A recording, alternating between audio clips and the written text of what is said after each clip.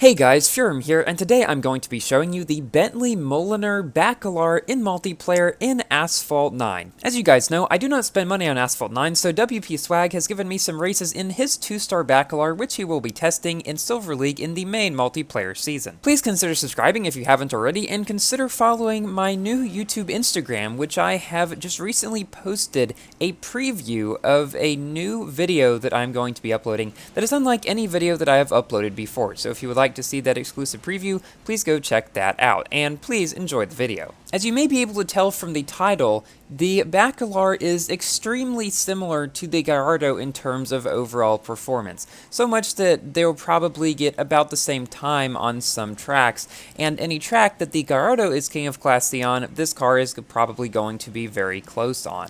Now at lower stars, it's obviously not as good as the other high-end C-Class cars, which people most likely have at higher ranks by now. Like you will see in this video, a lot of maxed out Acuras and Pininfarinas, which are around 3000 rank, which is not as high as this car's max rank, but a lot higher than its 2-star 2400 rank, and so they will be better overall. And I think that's one reason Swagg decides to take this knockdown here. I haven't actually heard a whole lot about this car, and honestly, I kind of forgot that it was even added in the update, because I feel like a lot of people did not buy this Legend Pass who bought the previous Legend Passes, because it doesn't really add anything new. I mean, if you got the Gallardo, there's really not a whole lot of point in going for this one. But as you guys know, I always like to make a video about every single new car that comes in the updates, at least one, so that you can find a multiplayer video of any card that you want to on my channel. So in that race, we came in first place in the first race of the video, but in the second race, we are facing a ton of cars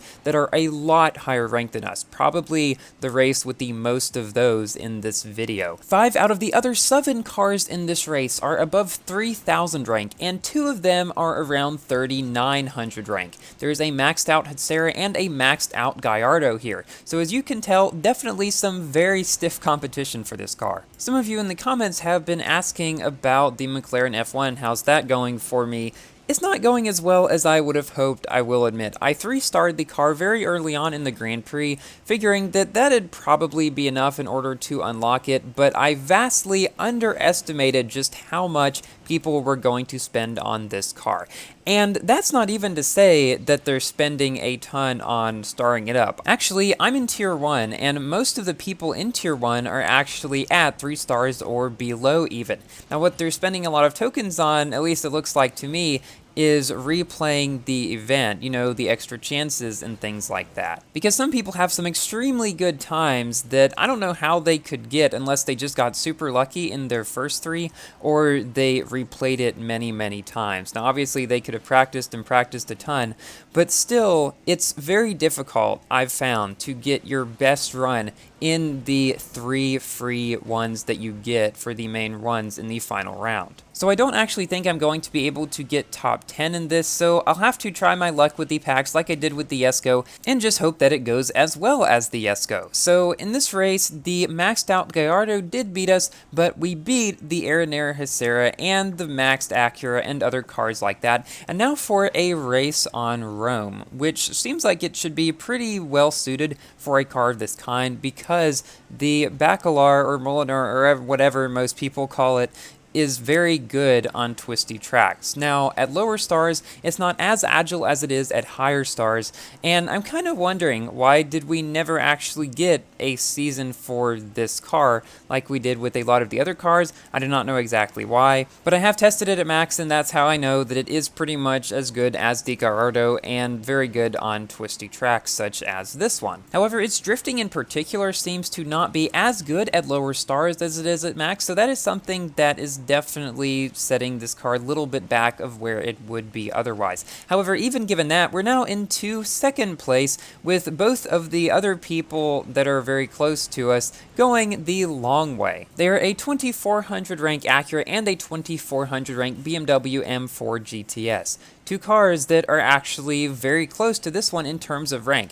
This race in particular had very similarly ranked cars, so we got a good test of how this car does against other cars at its rank and not a bunch of maxed out ones, which are of course going to be better. And it was very close for a lot of it, but throughout the end of this race, the Bacalar pulls just slightly more and slightly more ahead to take the victory with quite a bit of a gap in between, actually. Now, about the McLaren Speedtail special event, I've pretty much decided now that no, I'm not going to be trying to win it, even if I'm able to get to the number of conditions, which I'm not actually sure I'll be able to. I just don't think it's worth spending several thousand tokens to unlock this car at 1 star and probably never use it again, when there's probably plenty of good cars coming in the upcoming Ferrari update, which was leaked by GameLoft themselves, funnily enough, in case you were wondering where any of the news about that has been coming from. So yeah, I'm not going to start up this car. Hot Dog made the same decision in his recent stream, because he was wondering, should he go for it as well? And the majority of people in the comments, including myself, said no, he should just pass on it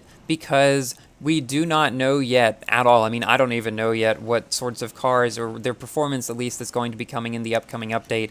Most likely what's going to happen is that there will be 5 new cars or so. There will be 1 car that's just not very useful overall. There will be a couple cars that are perhaps new kings of their classes, or at least very close to it, and then a couple of other cars that will be pretty good, like close to the tops of their classes, but not really new kings. At least that's sort of been how the new cars in the updates have been for the past few of them. This Acura bumps us a few times around this final turn, but Swagg is able to shockwave, whereas the Acura goes a bit too wide, and thus he's able to come in second place here, with the Acura actually quite a bit farther behind. And now we move on to our final race, which is on San Francisco against a 3100 rank Gallardo. So we'll see how this car does against a 700 rank higher version of its clone. And it is also now time for my general review about this car.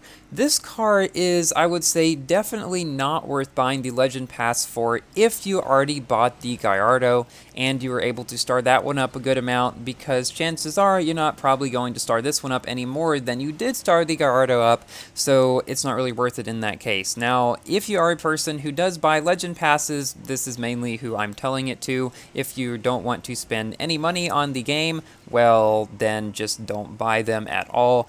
But in the case that you do sometimes buy the Legend Passes and you haven't bought the Gallardo one, this one would honestly be a pretty good one to go for. It would probably do better than the Aranera Hacera 33 on some C-Class events that might have twistier tracks where the Aranera Hacera may not be able to keep up its high top speed, or also may not be able to keep up as good of speed around corners, because this one does drift better than that car does at max. We've opened up a pretty large gap between us and that other Gallardo, and so we do take the victory in this final race. Thank you to WP Swagg for these races, and thank you to you all for watching. Please like the video if you've enjoyed, and consider subscribing for more Asphalt and other games content, which you will see soon, and I will see you in my next video. Goodbye!